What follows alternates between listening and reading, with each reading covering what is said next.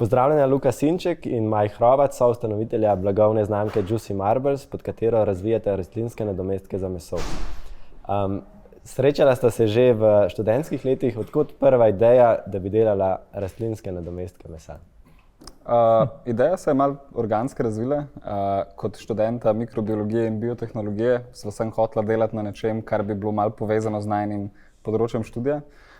Začela sva s tehnologijami fermentacije, nekaj razvoj mašin, vse razne zadeve, ampak na koncu sva prestala na tem, da pač hrana je ta medij, ki nekomu kot študent omogoča, da svoje biotehnološke aspiracije izvaja na način, ki ni tako, da bankrotiraš že včasih, ko nimaš veliko niti za normalno življenje.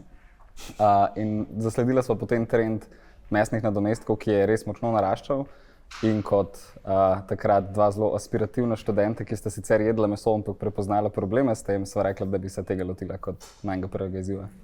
Okay. Tako. To je tak dober izziv za začeti, ker če bi šla pa recimo v farmacijo, ne bi mogla pa v bistvu iti po veliko težji in finančno bolj obremenjeni poti, ne? Tako da to je bila tak vstopna točka. Kako pa prijavila sta se v ta ameriški pospeševalnik? Ta prijava je bila zelo gverilska. Lahko malo opišete, kako sta prišla v Y Combinator? Kako je bila vajina prijava potem sprejeta, da sta bila člana? V bistvu, če lahko jaz, je bilo tako, da smo se prijavili že prejšnje leto.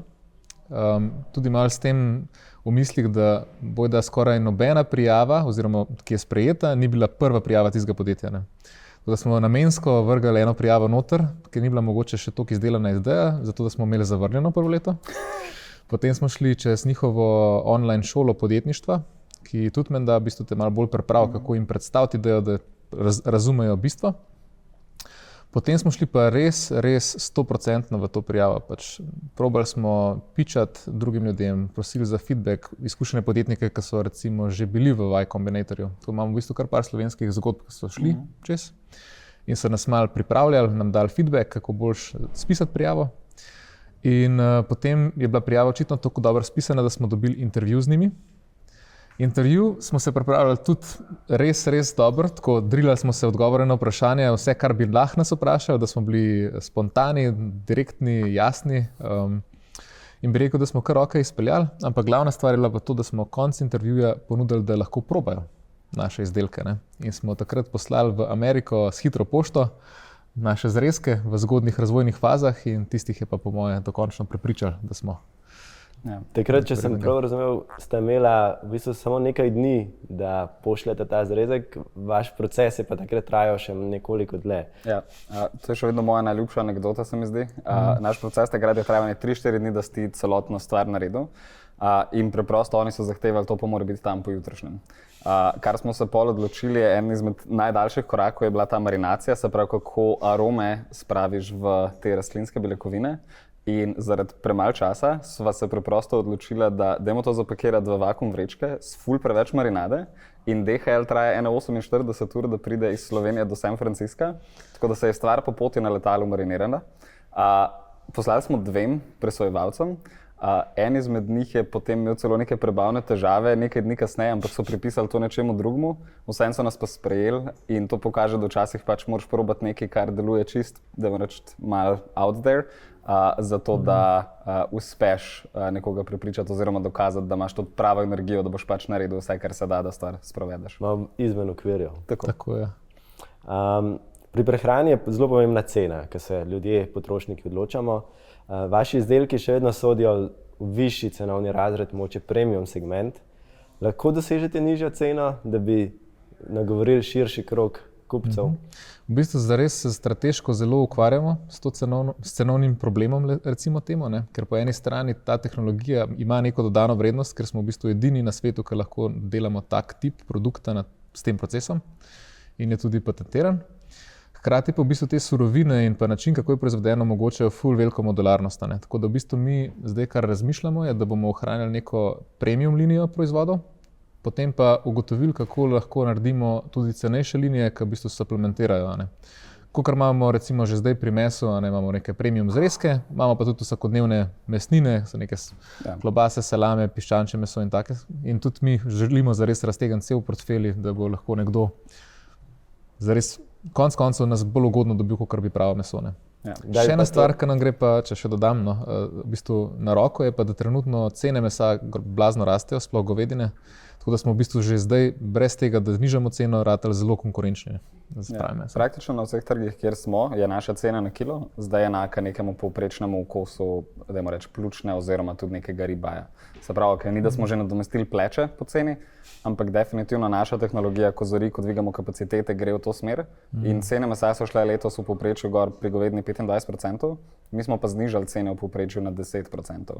Torej nam gre na roko in to, da ko tehnologija raste, lahko spuščamo cene, sočasno pa smo sam zaradi inflacije, ker nismo dvigali cen za razliko od drugih dobrin na trgu, takoj bolj konkurenčni. Tako kot je pa Maj rekel, pa seveda delamo tudi na drugih linijah, ki bi bile bolj cenovno dostopne in predvidevamo, da nekaj tega bi bilo na trgu drug let. Vaši izdelki so osebni v tem, da so po strukturi, barvi, okusu zelo podobni mesu. Kako to dosežete? Ja, to čarodej nikoli ne razkrije svojih trikov, ne vseh.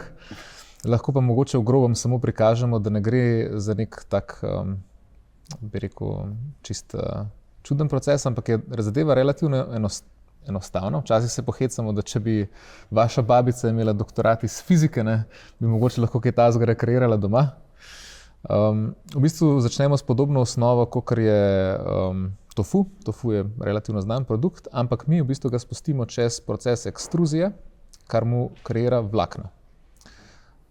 In ko imamo enkrat tak vlaknast tofu, ta vlakna razdremo na razen, dodamo v njih rdečo peso za barvo, naravne arome za okus, ki je bolj mesnat, in pa potem še eno tako emulzijo, lahko si predstavljate kot neko majonezo, ki pa ima to lastnost, da potem v bistvu se bolj strdi in drži produkt skupaj. Tako da nazaj oblikujemo, zadeva zgleda zares podobna zrezku. Okay. Razvijate tudi rastlinske nadomestke rib, to je zdaj neka nova linija. Kateri izdelek je tehnično težje narediti? Rastlinsko ribo ali rastlinsko meso? To je zanimivo, ker ribo smo sorazvili z enim dunajskim podjetjem. Oni se specializirajo, naredili so napravo za 3D print hrane. Torej njihova naprava pa dejansko deluje, da imajo set šob, ki omogoča, da zgradiš nek produkt bottom-up. Jaz bi rekel, da obe tehnologiji sta na svoj način zahtevni, predvsem iz miselnega procesa, ki rabiš, da prideš do tja, da stvar dela.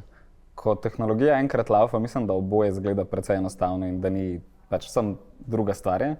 Če bi vseeno mogel reči, bi rekel, da je naša interna govedina malenkost težja, ampak je pa predvsem pri obojem bilo potreben nek ta inženiring, da spraviš stvar do točke, kjer lahko rečeš, to je ready za proizvodno, gremo proizvajati. Ja, v bistvu je zelo drugačna tehnologija za zelo podoben tip proizvoda. Ja. Trg rastlinskih alternativ mesu je bil pred nekaj leti zelo hitro rastoč, nato se je močno upočasnil, prišlo je tudi do malo ohlajanja interesa vlagateljev, kar nekaj podjetij tudi v tej panogi je propadlo. Vi ste od vlagateljev skupno dobili 7 milijonov evrov. Kakšne so njihove zahteve, kakšne so njihova pričakovanja, da vam verjamejo, da lahko dostavite? Ja, v bistvu je zelo multiplastno vprašanje, ker je res, da trenutno recimo, da je vsaj z vidika vlagateljev trg plant-based mesa, teh nadomestkov je viden kot trg, ki se zmanjšuje, sploh v Ameriki recimo. V evropskih državah še ponekod precej raste, ampak mi vidimo dejansko čist direktno to zmanjšanje kot upad prodaje slabše kakovosti produktov. Torej v bistvu brendi, ki dejansko delajo nekaj, kar potrošnikom všeč in vidijo v tem neko vrednost, recimo v našem primeru, naša prodaja v Angliji v trgovinah raste. Mi v bistvu prodamo več mesa v istih trgovinah, kot smo lani, s tem, ker več ljudi ve, da to obstaja. Medtem ko dosti brendov pa dejansko umre zaradi tega, ker prodaja jim pade, ne znajo razviti ali boljšega produkta ali pa bolj ujeti interes kupca in v bistvu dosti podjetij se je zaprlo. Tudi zelo veliko podjetij v tem segmentu, zaradi hitre rasti, je dobilo zelo veliko sredstev, tveganega kapitala. In cela premisa je bila, da bojo še naprej dobivali sredstva tveganega kapitala, niso pa v bistvu se živeli z lastnimi prihodki. In tle je neka prednost, ker so to naši investitorji dosti zgodaj prepoznali, da bo trg se malo spremenil in so v bistvu so nas strateško usmerili v to, da gremo takoj se fokusirati na večji revenue in pa samo profitabilnost in se pripravimo na to, da mogoče ne bomo nikoli več dobili investicije dodatne. Tako da smo trenutno kot podjetje v zelo dobrem fitnessu glede na preostalo industrijo. Ne. Dejansko se z lastnimi prihodki iz meseca v mesec živimo, imamo pozitivne mesece, recimo trenuten mesec zelo dobro kaže. Je pa ja. Ja, mislim, naša glavna narativa je, da hočemo biti profitabilni kot ena izmed redkih v industriji. Celotna industrija na polno brna investicijo, ki so dobili. Kar se tiče naših direktnih konkurentov, smo absolutno najmanj kapitalizirani, ampak sočasno z najhitrejšo rastjo na nekem trgu.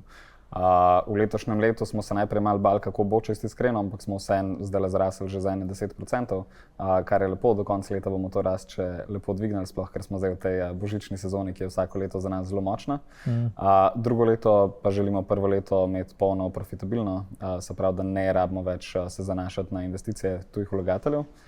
Predvsem nam je pa to strateškega pomena, ker, kot je Maj rekel, verjamemo, da so iz trga izpadli slabi produkti in da bomo vseeno vstopili v obdobje, ko se bo začel porast. Lidl je ravno včeraj v Angliji naredil apel, mislim, da parlamentu, da naj postavijo mandat vsem drugim trgovcem, koliko morajo proteinov biti na osnovi rastlinskih nadomestkov. To se dogaja tudi na drugih trgih. V Angliji smo bili v letošnjem letu najhitreje rastoči plant-based izdelek, ko smo imeli v avgustu presečni datum, za eno leto nazaj 70% rast, kar je bilo, mislim, da dvakrat to kot naslednji za nami. Tako da vidimo veliko potencijala še za naprej in na nek način je v redu, da odpadajo slabi produkti, ker lahko mi zavzamemo njihov delež. Letos ste tudi investirali v novo linijo. Kaj ste naredili, kaj ste posodobili? V bistvu čisto zares se še izvaja ta investicija, tako v bistvu zaradi tega, ker delamo v industriji, za katero ni namenskih strojev, je zelo težko najti rešitve za kakšne korake, ki so ročni. In en tak primer letos je bilo rezanje produkta, zaradi tega, ker imamo, če si predstavljate, cel kos mesa, ki ga moramo narezati na filete. Ta v tisti fazi nima ne teksturo mesa še, ne teksturo česa drugega in je bilo zelo težko najti stroj, ki bo zdaj rezal tako teksturo materijala, brez da ga poškoduje.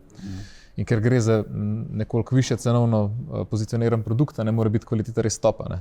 Tako da smo imeli tle en tak večji projekt, da smo najdeli nek rezalno opremo. Smo pa trenutno v nekem procesu tega, da bomo čim večji del proizvodnje, ki je recimo poln enih tehnoloških, lahko rešljivih korakov optimizirali, tudi zaradi tega, da bomo optimizirali izrabo surovin. In s tem bo vredno, cena, strošek posameznega produkta padla in nam bo omogočala, da dejansko tudi podcenimo to in konkuriramo meso. Luka Sinček in Maj Hrovat, hvala za pogovor. Najlepša hvala tudi vam. Glavna podpornika izbora 30x30 Forbes Slovenija sta Mercator in Bosquar In. Podpornik kategorije podjetništvo je MG Motor.